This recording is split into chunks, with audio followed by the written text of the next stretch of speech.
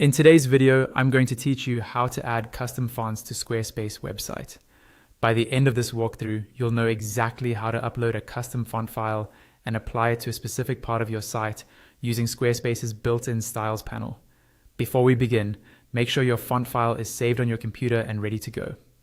Common formats like OTF and TTF work well, and it's always a good idea to confirm you have permission to use the font on your website. Start by logging into your Squarespace account. Once you're in, look to the left-hand sidebar and find the section labeled Website. Click it to expand the options, then choose Styles. When you open Styles, a panel appears on the right side of your screen.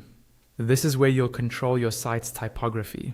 In that panel, locate fonts and click the small right-pointing arrow to open the font settings. Next, decide exactly where you want your new custom font to appear. You can target different areas, such as headings, paragraphs, or buttons. For this example, let's focus on buttons. Select Buttons, then choose Primary Button Font. Click the drop-down for that font setting to open the font selector. You'll see Squarespace's built-in library with a search field at the top. Instead of choosing a stock typeface, we're going to upload your custom file. Look to the right of the search field for the upload icon and click it. When the panel refreshes, click the plus icon to add a new file.